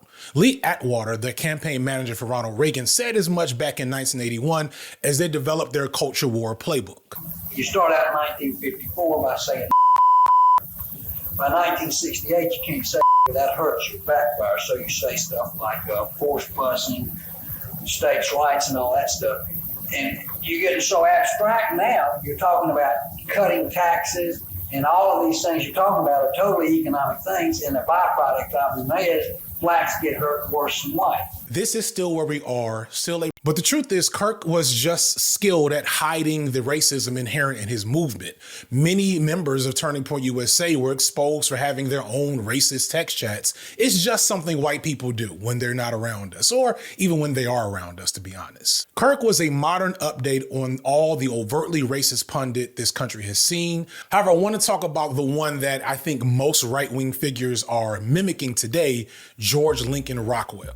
Now, some of you may find it offensive to compare George Rockwell, an overt neo-Nazi, to Charlie Kirk, allegedly a moderate, an overt neo-Nazi. However, you'll find him and Rockwell believe pretty much the same thing. Rockwell attacked MLK in the Civil Rights Bill. Charlie Kirk took the same exact position 60 years later. Both alleged that he was a communist, which we'll give him that one. MLK secretly based, made a whole video about it. It's fine. Rockwell believed in the Great Replacement Theory. Charlie Kirk believes in the Great Replacement Theory. Rockwell was anti-feminist and anti-gay, saying that he would allow gay men in his movement if they changed, but didn't believe in gay marriage. I will say this, in my organization, I have men who were homosexuals. They were sucked into that filth, just like drunkards or dope fiends, and I have been able to rescue them. And I'm not a bit ashamed of that. I'll stand shoulder to shoulder with anyone on any day. The only thing I will not tolerate is a homosexual who is a homosexual. Charlie Kirk says basically the same thing, always arguing about women being submissive, saying he's okay with gay people existing, but marriage is between a man and a woman. Why can't marriage be allowed with two men or two women? Allowed and what it is are two different things. Just strictly from what marriage has always been is the idea of two separate parts coming in a union to be able to have, hopefully, a lifelong partnership to raise kids, adopt kids, or have kids. It is the attraction of opposites.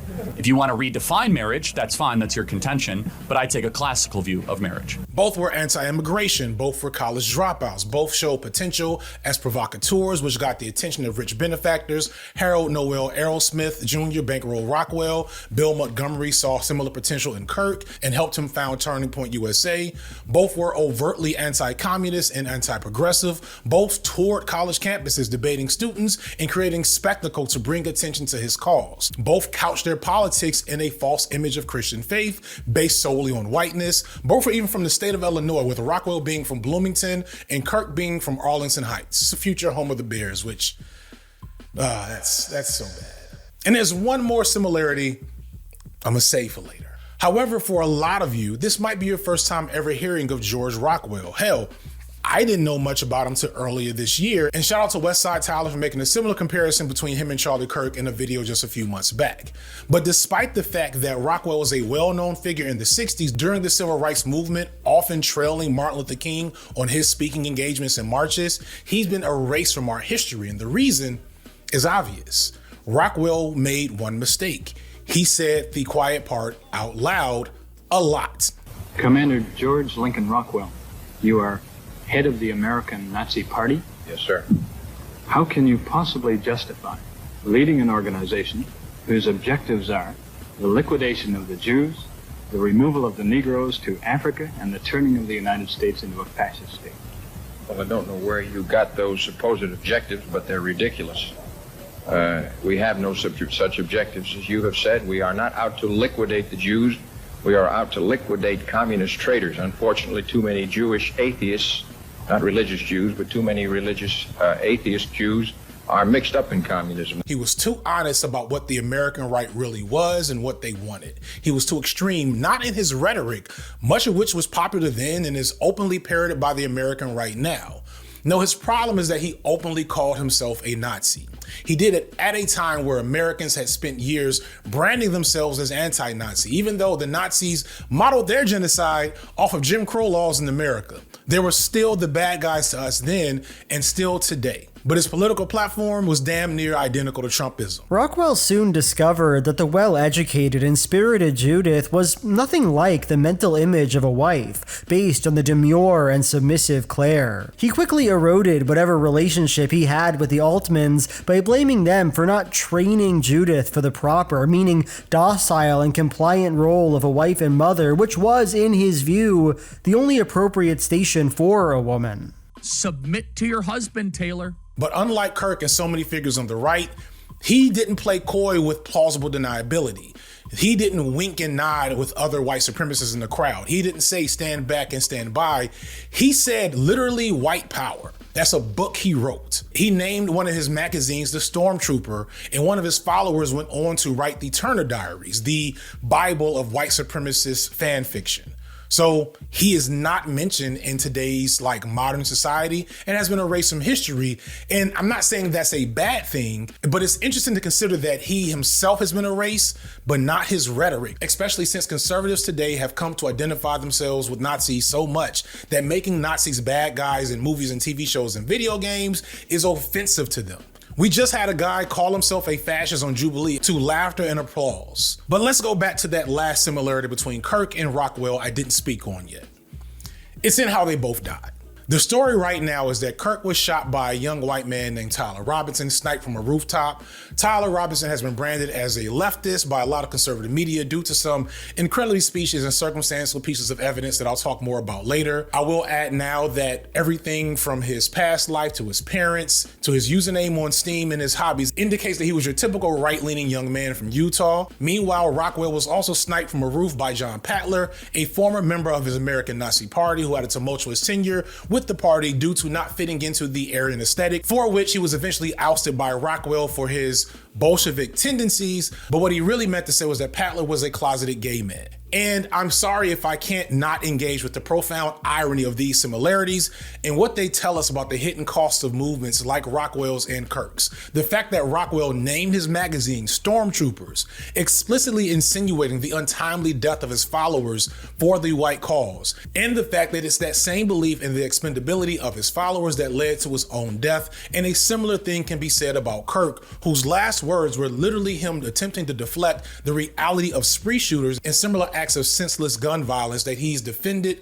throughout his career, acts that, believe it or not, are far more likely to kill men who look like him than look like me. Because of this, Kirk ends up being just another victim of his own cult.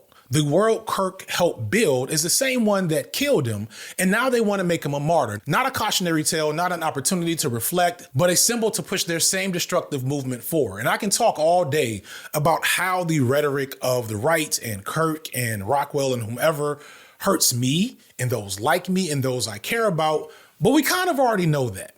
Instead, let's talk about y'all. Let's talk about the other casualties of this forever culture war. Let's talk about the young white men dying like Charlie Kirk did. Part 3, look at me. I can't stop talking about the Joker, y'all. I'm sorry. I promise I won't be here long, but it's important. We got to get into the media analysis bag just a little bit for this section. The short of my infatuation with Joker as it pertains to this topic, for those of you who are new, there was once a time when the Joker was this silly, almost queer-coded agent of chaos that was a popular villain, but not this icon for disaffected, predominantly white men. When I was a kid, I saw Jack Nicholson as the Joker in the first Batman movie, and I thought, yeah, that's cool. But nobody wanted to be him. Same thing for the Joker in the reruns of the 1960s and the classic cartoon series in the 90s. But then in 2008, with The Dark Knight Returns, the gritty revamp of the Batman films, we got a new reimagining of the Joker as representing the aforementioned disaffected group of angry, predominantly white men. And I've talked in multiple videos now on how that image of the Joker is so iconic to these men and boys because it embodies a fantastical, ultra-violent response to an indifferent and cruel society that both causes their dysfunction and rejects them forward. And because of this, they lash out. And while the Joker's popularity has waned as the years have gone on, the sentiment behind his popularity has gone nowhere. The chaotic, evil desire to have revenge on society is just as salient in a lot of young, predominantly white men, Dax notwithstanding. The last Batman movie just took the same character motivation and put it on the Riddler this time instead of the Joker, just because it still is just as salient now as it has been probably for several generations. This nation is full of angry, nihilistic, and potentially violent young men trying to get anyone to pay attention. And I don't think people realize how integral that sentiment is to movements like the American Nazis or Turning Point USA. These photos that we see of these young men back years ago in Virginia, these are not white men who are well on track in life, who are finding their way easily through this world. No, these are rejects. We're seeing the type of men that if the Joker was real, they probably would have been some of his goons, or as Rockwell duly named, stormtroopers. Stormtrooper might sound like Tyler Robinson. The limited info on Robinson indicates that he was actually a young man of significant intelligence, having a 4.0 GPA, scoring 34 out of 36 in his college entrance exams, ranking him in the top 10% of testers. Yet he went to an unremarkable state school and dropped out after one semester to enter trade school. He was described as shy and quiet by many and was clearly deep into internet culture if the memes he put on the bullet casings and his choice of Halloween costumes are of any indication. And that's all we know, really. Over a month after this huge story, it's been radio silent on any new information and why he did this. Conservatives like to say the memes on his bullet casings indicate a left-wing political standing. However, the memes are also well-known memes in right-wing spaces meant to mock the left. The only other ostensibly left-leaning aspect of Robinson's life is the revelation that he was allegedly in a queer relationship with his roommate who was said to be trans, though there's minimal evidence of that as well. Mind you, Tyler Robinson being bisexual or pansexual or whatever wouldn't make him any less right-wing. Right-wing men are very much fans of queer sex and trans women. The log cabin Republicans are a thing. Gay Nazis were a thing, even amongst Rockwell's group. If you talk to trans women, they will tell you some of their biggest fans tend to be Republican men. There's also been some effort by those on the left to say that Robinson was actually far right and killed Kirk because he wasn't right-leaning enough. Many connect the memes to other far-right groups, specifically those led by Nick Fuentes, who is a constant and persistent critic of Charlie Kirk publicly. There's a lot of internet lore there that sounds plausible from a biased position, but there's little validity to support this assertion as well. Then, of course, we have the conspiracy theories that it was about the Epstein files or the Israel lobby, body doubles, and all kinds of stuff that comes from these moments. But at the end of the day, until we hear from Tyler directly, we don't have a strong understanding of why he allegedly did this. All that said, I have what I think is a compelling explanation, which is that Tyler Robinson was like a lot of young white men, except he's evolved somewhat. Tyler didn't technically commit an act of mass violence. Instead, he made a mass spectacle of violence. We'll explain this a bit by talking about spree shooters. There's been a lot of effort as of late by the state, law enforcement, and of course people like Charlie Kirk to reframe spree shootings and mass killings in ways that fail to isolate the disproportionately white male and right-wing nature of these mass violence incidents. All domestic terror acts of mass violence and spree shootings are disproportionately done by right-leaning straight white males. Kirk's incredibly ironic last words were him responding, counting or not counting gang violence, to a question about spree shootings. He was trying to insert a racist dog whistle to deflect from the point of the question, and he did this because engaging with the reality of what spree shootings are in America will require us to critically look at white people, white men specifically. The right has put a lot of effort in making spree shootings an issue of trans people somehow, even though most research indicates that trans people make up less than 1% of all spree shootings. And bringing up mass shootings in the context of street violence as if it's a black inner city gang thing hides the white male right-wing nature of the phenomenon even more. Gang violence and spree shootings have completely different circumstances and motivations and thus responses. But conflating those two is the point for men like Kirk. Again, the goal isn't the greater truth or understanding, it's breaking containment. This is not to say that all spree shootings that aren't a part of street violence are done by only white men. There's figures like Brian Nichols or Christopher Dorner as examples of black spree shooters, but aside from being relatively rare, it's also not hard to recognize the difference between someone like Christopher Dorner, who went on a killing spree over being fired from his job as a police officer, versus Scott Paul Bierle, who killed 6 women at a yoga studio because he was depressed and couldn't get a date. And again, there are some black spree shooters with similar motifs, but they pale in comparison to the amount of white ones. While both events are abhorrent, only one reminds me of the popularity of the Joker. Only one involves this vague desire for retribution on society, which tends to be the unique motivation for mostly right shooters and almost no one else. In the aftermath of Kirk's murder, the term nihilistic terrorism or nihilistic violent extremists popped up on people's radars. Talk about nihilistic violent extremism, but haven't really set out to define what it is, and a lot of people don't know what it is. So what is it?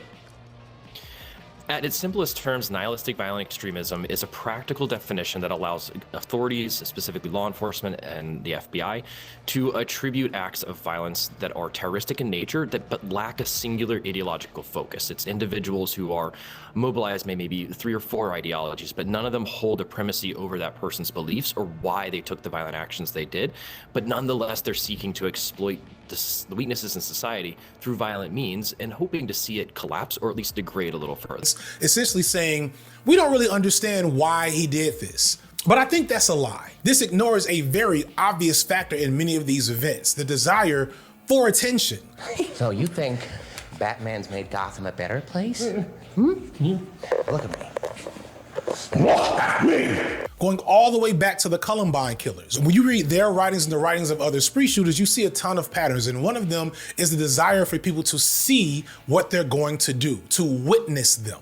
Many leave behind manifestos. They send press kits to the media. They document their preparation, release videos of themselves. Some even live stream themselves in the midst of the act. They stylize themselves in ways to build an aesthetic, often paying tribute to other shooters or images of white spectacle violence. The Columbine shooters, for example, often got accused of being fans of The Matrix or that there was a connection there, but actually they were clearly referencing this scene from 1995's Basketball Diaries.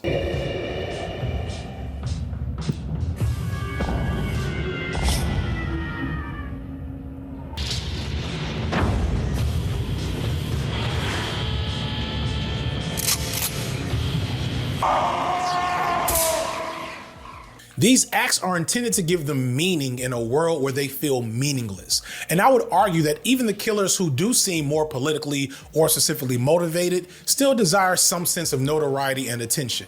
Dylan Roof was an overt white supremacist, and his killing, like many right-wing terrorists, was explicitly for the goal of starting a race war through which so many people, black and white, would have died, again inspired by the Turner Diaries, another part of Rockwell's legacy. Roof aggrandized himself as the only person resolute enough to do what had to be done for white people, and wrote in his diary in jail how he hated that people had the nerve to question exactly why he was doing what he was doing, to question his mental wellness or say he had a drug problem. He didn't want any of those normal excuses y'all be giving to these white boys. He was adamant, and he's been very clear since then, that he has no sorrow for the lives that he took. You don't do this much because you're indifferent to being known and understood. No. You want to be known and understood. You want your words and actions to be influential and mean something. And I know this because law enforcement knows this. Since probably the mid-2010s, when it became clear that mass shootings were just going to be a thing we had to deal with here in America, the media and authorities began to give less attention and energy to spreading the names and faces of the perpetrators of these crimes. It used to be that committing a spree shooting of some sort would get your face all over the news for weeks or months. You get tons of examination of your life and your background and your parents and your friends and all this stuff, academic papers, interviews in prison, whole documentaries, etc. Now you're lucky if your incident stays in the news cycle for more than 48 hours, and the media will rarely say your name on TV. But what if you kill or attempt to kill someone famous? Then they can't ignore you. Literally the same day Charlie Kirk was killed, there was a spree shooter by a kid obsessed with Hitler and Nazis in a whole other state. But he didn't kill Charlie Kirk, so none of us remember this. Consider how much more famous Matthew Crooks would have been if he had actually killed Donald Trump. Further, look at his very similar background to Robinson. Quiet kid, highly intelligent, highly online, all the usual features, but at some point Crooks knew that he wanted to do some type of spectacle act of violence, and he researched spree shooting and other things extensively before deciding to kill Donald Trump. But he failed, and instead his attempt became fuel for Trump's presidential campaign, and his story has been mostly pushed to the side. But understand, targeting famous public figures for infamy isn't a new thing, and it's probably going to make a strong comeback because this is what disaffected, mostly white men have been doing for years. When you look at Ronald Reagan or Bjork or the murder of John Lennon, they all have the same similarities. My goal in bringing up spree shootings is to beg an obvious question. Why is this something that Americans have just allowed to happen here in America? No other country in the world, even countries with plenty of guns like Canada, has as many acts of senseless violence. But more interestingly, why do we not engage with the uniquely white nature of this phenomenon? Not just the fact that the shooters are predominantly white, but also the fact that the victims are predominantly white. Of all the inherent paradoxes in the modern American right wing, none to me are more striking than the fact that 20 white kids dying at an elementary school, or a high school, or an all-white church, or an all-white country music concert would bear minimal energy or attention in the alleged pro-life conservative agenda. Instead of outrage and self-reflection, the right has only doubled, tripled, and quadrupled down, with Kirk being one of the main people defending guns and gun culture and distracting from any real efforts to look inward. Him being murdered in a similar act in the middle of dodging questions on the nature of these acts is so ironic that it feels like something from a movie. Charlie Kirk's murder is yet another cry for attention from white men who are suffering under late-stage capitalism and alienation. But at this point, it's clear that the excesses of white death in this country is not a glitch, it's a feature. It's the entire point. And that's why Kirk has to be celebrated and elevated to such a high level, because he was a true believer turned public martyr. And other white men like him will be lucky to share his fate. But the reality is, most of the other deaths in the name of this cult don't have nearly the same level of exaltation. Obviously, that's not what either of us are saying. Well, what do you think is the cause of it? Like, what do you think is the reason why more men aren't succeeding and getting college degrees, and more men aren't going out and making as much money in their 20s? I think that the current environment does not necessarily lend itself to the disposition that men have got. So they're less conscientious than women from a personality standpoint on average. That means that it's really difficult, comparatively on average, for you to be able to remind yourself that you need to do the sort of homework. Men are more predisposed to addiction, they're more predisposed to using recreational drugs, they're more predisposed to being in jail, to all of the sort of gang stuff that people get drawn into. It's just more likely for guys. There are more routes that men can be pulled away. People on the right say pretty consistently that the left offers no answers to young men. The phrase is often, the left has failed men. And I get why they say this. It's stupid, but I get what they're trying to get at. They're getting at the fact that the left offers men no easy answers for the specific things they believe are causing them problems. Instead, the left, because we're talking about a very nebulous thing, right, offers young men a relatively unproven and risky way of reimagining themselves as men, which is in many ways antithetical to the way they have been taught to think a man should be. They are literally telling them the thing that they're actually pursuing is the problem in the first place. So of course, how could that be an easy or viable answer from that particular standpoint? Mind you, there's no shortage of left-leaning men that exhibit the traits we often associate with traditional masculinity and manhood, whether it be physical prowess, desirability, wealth, being a solid father figure or provider, and in plenty of cases, being a misogynist or a patriarch.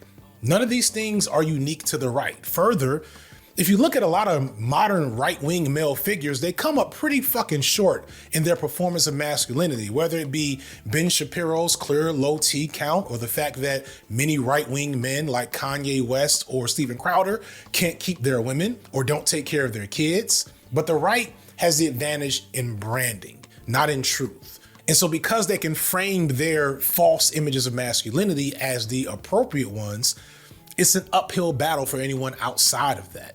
The right's image of masculinity is based in dominance, and the left's isn't. To the right, as long as a man aspires to or exhibits traits of dominance, then he's okay in their eyes.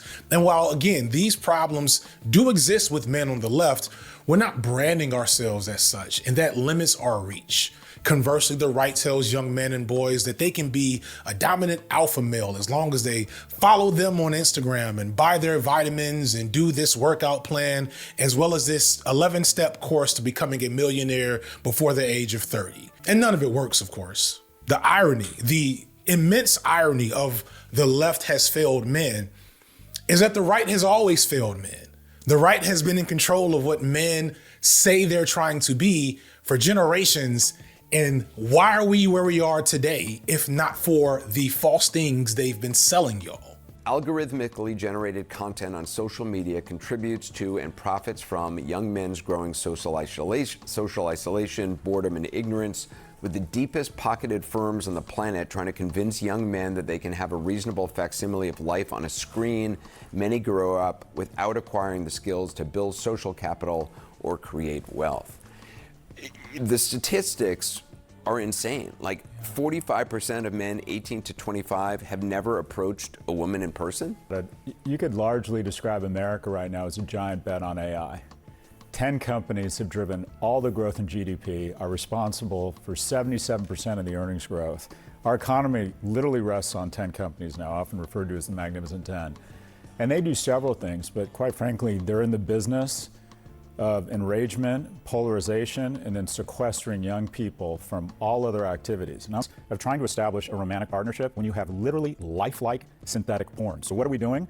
I think we have our economy is attached to one objective, and that is to evolve a new species of asocial, asexual males. Unintentionally, we have an economic interest, right now I would argue, in planning our own extinction. It's not controversial to say that modern men are in a state of crisis, but that crisis is very much man-made. And by man-made, I mean capitalism, of course. I hear Tucker Carlson's worried about T levels, and he's right. There's substantial evidence that men have less testosterone today than they did a generation ago. Is it due to cultural degeneration or trans women, or the fact that corporations have been allowed to feed us microplastics for most of the last 50 years? Men are getting married less and are less likely to head a household.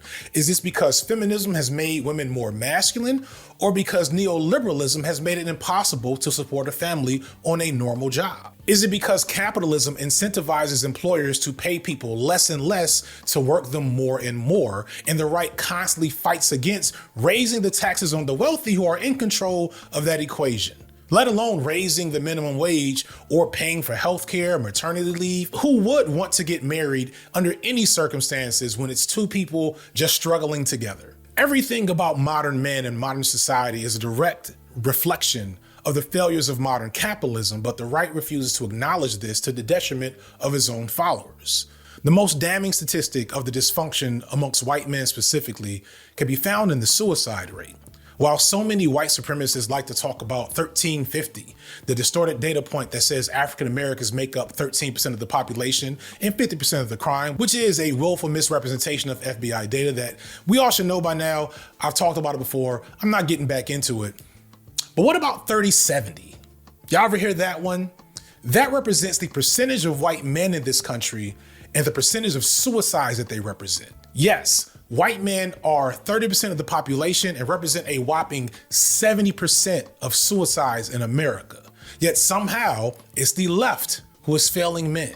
And this is on top of all the ugly things I talked about in the last section, like spree shooters, or how about acts of family annihilation where white men wake up one day and decide to murder their entire family, their wife and their kids because they lost their job or dealing with depression, both of which may or may not also end in suicide. Do I even want to get into pornography addiction? Pornography consumption is more prominent and tends to be more deviant in red states. You southern red states love your femboys and your porn. And pornography addiction on occasion spirals out into white men committing spree shootings.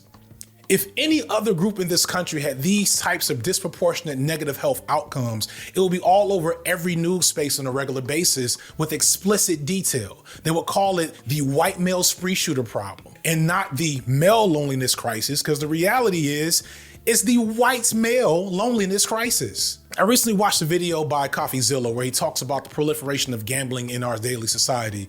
Shout out to him for the video as a whole, but I couldn't help be frustrated that he didn't touch on who the targets of this type of stuff is, which is young white men scared about their position in society, hoping that something as simple and easy and low effort as gambling can pull them out of a situation where they might be at the bottom of the economic reality and push them to the top. And yes, you do have people like Kevin Hart, Drake, even Drewski and Joe Budden appear in some of these gambling commercials, which, by the way, shout out to Kai Cenat for being one of the few to turn like these multi-million dollar gambling company deals. He turned one down. So yes, black figures are a part of the promotion of these sites, but this is just due diligence on the part of these gambling companies to hit every corner of men they can think of. The real targets are young white men looking to feel like winners to grasp an opportunity. And this works because they know how desperate people people are, how big the gulf between the haves and the have-nots is growing, and how no amount of talent or hard work creates a solid path to a viable, successful life in this country anymore. Once again, your grandparents killed the New Deal in the 1960s so that black people couldn't live too close to you. And mind you, problem gambling has a higher suicide rate than any other form of addiction. And people like Joe Rogan promote it regularly in between complaining about the masculinity crisis to his predominantly white male audience, all for the love of money, which he doesn't need. He got it from Saudi Arabia. And again, this is not to say that black and other men don't suffer from these issues, that the suicide rate for men in general is abnormally high over the last 40 years. But considering all the other ways in which black people tend to lead in negative health outcome categories, you got to think that white men are working extra hard to outdo structural racism to take the lead here, all while simultaneously escaping the scrutiny and disrespect that usually comes with it. But here's the thing, this particular social problem is just as influenced by structural issues with white men as social problems affecting black men and black people in general and everyone else. It's just a different function of the same exact structure. Many white men, white male-oriented spaces have attempted to lay the blame for these issues at the aspects of modern society. They blame women, immigrants, gay people, etc. for promoting degeneracy. And somehow that is causing like factories to shut down in their Midwestern towns, even though they can't quite connect the dots there for you. They don't have to, because that's what you kind of want to believe. And they want you to believe this because if you don't, then you might accidentally engage with structures of patriarchy and capitalism that have been used to kill as many opportunities for normal white men as they have for anyone else. And mind you, this is why people like Kirk argue against women being independent and getting educated. The whole trad wife thing that has become popular in the last couple of years is a marketing ploy to convince women that they were better off in the 1950s when they couldn't get a divorce. The 3 M's make you a better citizen and more conservative, which of course is mortgage, marriage, and mating. In fact, ending no-fault divorce is literally something many right-wingers want to do right now. They want women to not have autonomy, often using the fact that women are so unhappy now as evidence of the failure of feminism, which is ironic because it actually just proves the left's point about everything. One thing that never gets brought up when we talk about the male loneliness epidemic, because it takes the focus away from explicitly men, is the fact that while the suicide rate for men is abnormally high and has been for decades now, women are actually more likely to attempt suicide than men. They're not doing any better under the current situation. And in another sick twist, the only reason why their suicide rate isn't higher is because of the methods women tend to choose for killing themselves versus men. To be blunt, men are more likely to use guns in attempting suicide, which is much more lethal than the methods women tend to use, such as attempting to overdose on pills. Thus, women are more likely to survive, creating opportunities for future intervention. And white men are more likely to own firearms, often as a manifestation of achieving masculine status and or the irrational fear that black people or immigrants or terrorists or wherever else are dangerous to them, so they want to carry these guns around in case they have to become John Rambo one day. And ironically, that just ends up making it easier for them to kill themselves when things don't go well for them. A paper published in the National Institute of Health said the following. Themes of white male anxiety are common in recent social science research. For example, Carlson shows that white male anxiety surrounding perceived threats to their dominant status explains high rates of gun ownership among whites. Kimmel also demonstrates that the pressure to be economically successful, particularly in times of economic uncertainty, is a major source of distress among white men. Indeed, the narrative of the erosion of the authority of white men and perceived status threats is evident in the formation of the Tea Party movement and the rise of men's rights groups. Research on health and well-being also supports these notions. Case and Deaton show that suicide rates among white males have increased, which they speculate have been fueled by hopelessness. In response to this study, Phillips hypothesized that white men may have experienced greater increases in suicide because they were socialized to believe that they would experience upward social mobility and economic prosperity in a way that racial minority men were not. In other words, these men had further to fall. This excerpt mentions Michael Kimmel and his concept of aggrieved entitlement. And while Kimmel has for various reasons fallen out of favor in gender studies, I don't think anyone has a better framework for examining the uniqueness of this specific social ill for white men specifically. Kimmel states the following in a paper titled Suicide by Mass Murder. Feeling aggrieved, wronged by the world, these are typical adolescent feelings, common to many boys and girls. What transforms the aggrieved into mass murderers is also a sense of entitlement, a sense of using violence against others, making others hurt as you, yourself, might hurt. Aggrieved entitlement inspires revenge against those who have wronged you. It is compensation for humiliation.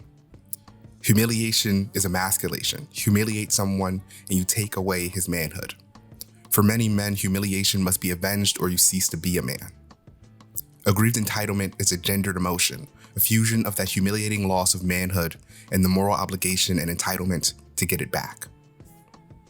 These men have been told all their lives that they should align themselves with these structures and traditions, that masculinity should be a certain way, and it's their job to ensure that if they abide by certain rules and traditions, that they will be rewarded. And in that process, they become foot soldiers or maybe even stormtroopers for these structures. And being a soldier is costly, and the cost is their happiness, well-being, and possibly their lives. And it's all to protect the system that does not have their best interest in mind. And more, so many of these men are recognizing that the structure is not holding up its end of the bargain, and they're looking around at their peers slowly dying, but instead of recognizing the system as the problem, they listen to the system explain to them that the real problem is trans middle schoolers playing soccer.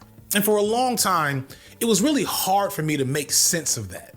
How so many of these men can fall for such obvious misdirection, and why so few recognize the real problem. But then as I've studied the manosphere and the right wing over and over, I realized that it's not because it makes sense, but because it makes community. It's because the cohesive identity of white men is literally worth dying for from their perspective. The real challenge that the left has in attracting men is the fact that it means deconstructing this ideological framework and reconstructing the concept of community and kinship for a lot of white men that, let's be honest, a lot of us don't want to be around. It's why so many white men on the left hold on to those same frameworks when they get here, allowing many problems to repeat themselves. And any white man on the left that tells you otherwise is not to be trusted. It's that sense of belonging and community that creates a barrier, and understanding that, it makes sense how so much of our daily lives have been atomized to reduce community, because it makes it so the only community left for many of these white men are these reactionary right-wing spaces. I remember when I was a teen that rock and metal were much more prominent parts of white male culture. There were much more popular genres of music that were intrinsically anti-establishment, anti-corporate, and unsurprisingly, within all that convergence of media companies, you saw them purposefully begin to exclude those types of very much white-oriented music in favor of music that was more easily commodifiable. Deja Sade does a great analysis on how Eminem, believe it or not, was probably the last true anti-establishment white megastar figure holding off the full control of MAGA for white minds today. Because today, most images of viable white masculinity that are popular are very much right-wing, very much corporately sponsored, happy dog, happy dad. Whatever the beer company is, all these podcasts, it's not just Charlie Kirk, it's Theo Vaughn, it's Aiden Ross, it's Brilliant Idiots, or whatever dude's name is that be hanging with Charlemagne. And this is why Trump went to all of those podcasts, kind of just casually saying whatever the fuck he wanted with no pushback. And now all of them are like, I can't believe he didn't release the Epstein files. We were tricked. It may seem like I'm being flippant here, but I genuinely just feel sad. Getting back to media analysis for a second. I can't not think of the War Boys from the Mad Max movies.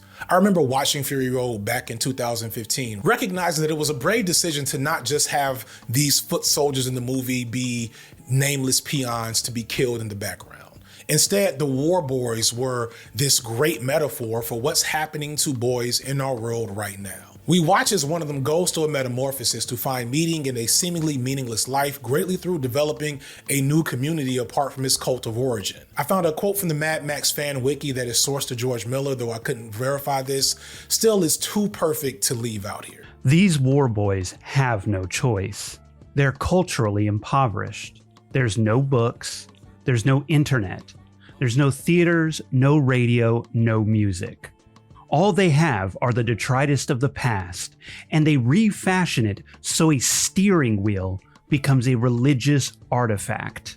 They do the sign of the V8, the engine they've scarified onto their bodies, because an engine is much more permanent than a human body. They chrome their teeth, because chrome is such a rare thing.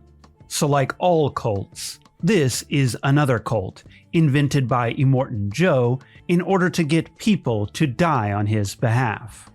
What's so effective about them as a metaphor is how these boys reinforce each other. They're a community before anything. They actively have some touching and endearing moments of brotherhood within their cult, which is something that needs to be recognized. It's why it works. But at the end of the day, regardless of those minor positive moments, this is a closed circle. They're not allowed out and not allowed to see the world beyond their existence, lest what happens to Nux, the character in the first Mad Max, happens to more of them.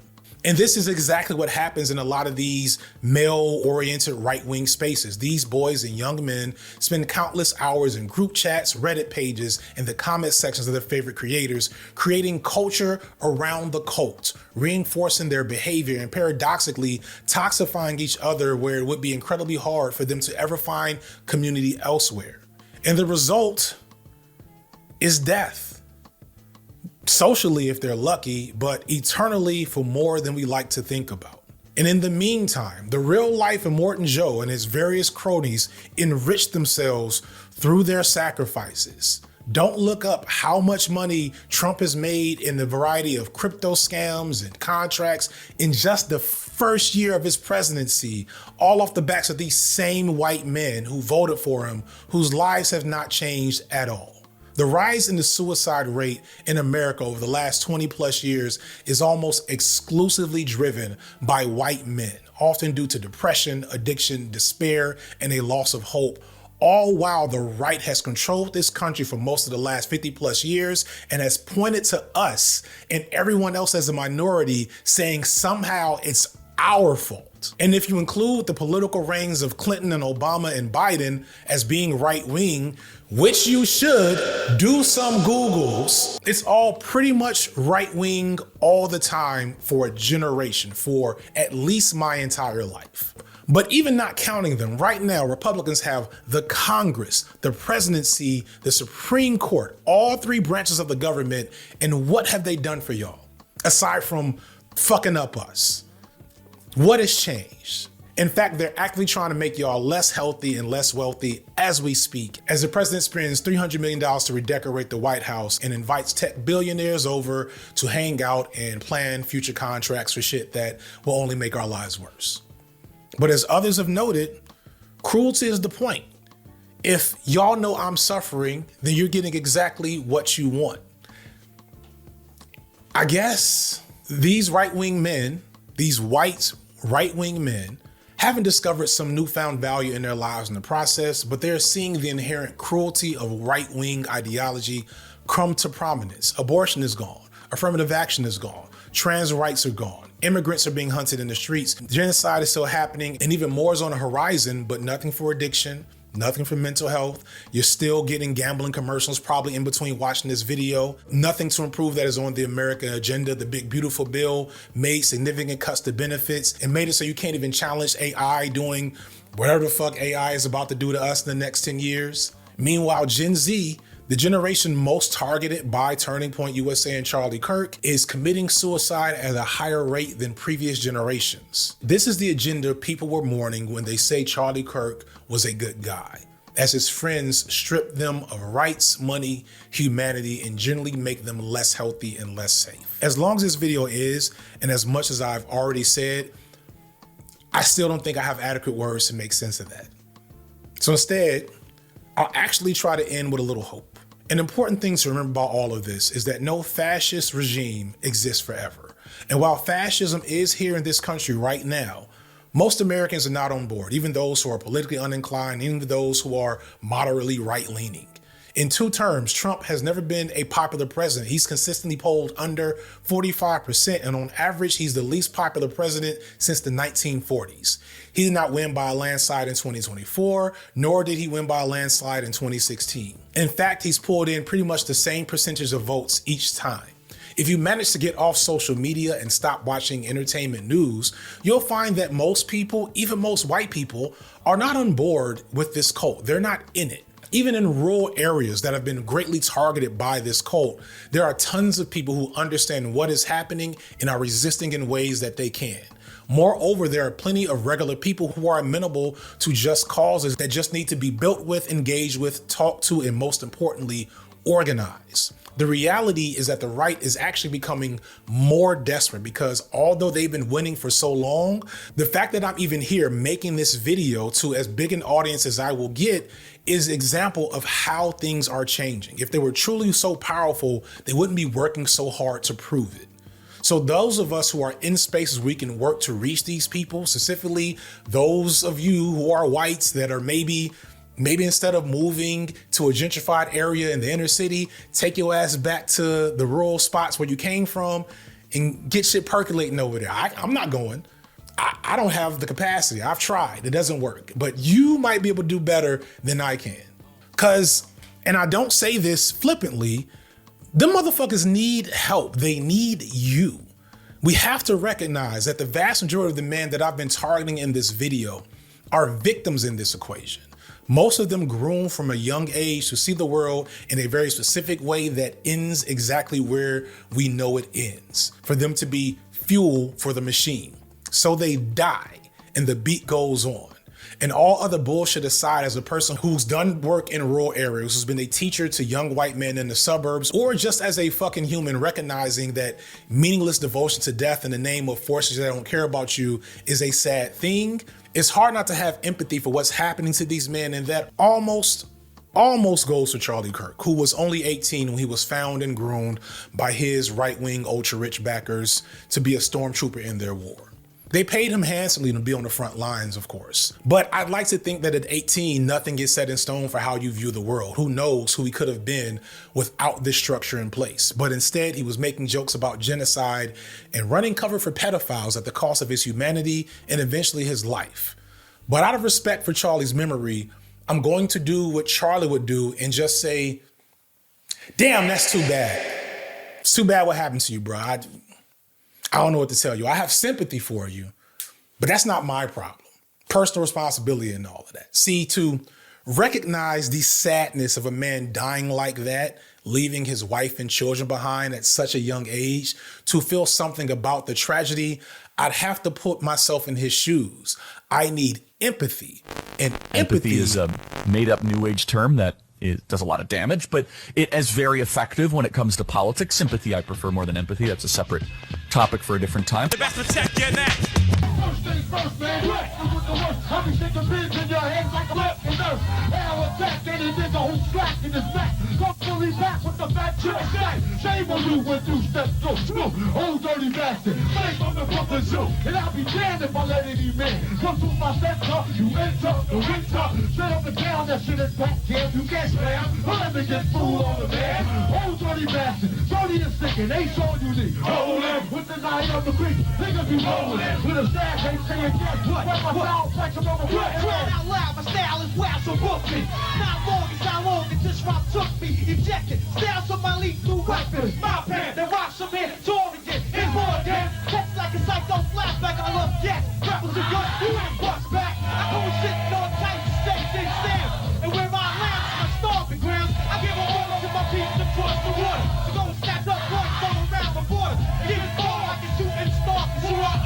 Living the life of my basketball. Point blank as I kick the swim in. There it is. Special pros and there it goes. I live like a capitalist every single day, Chank.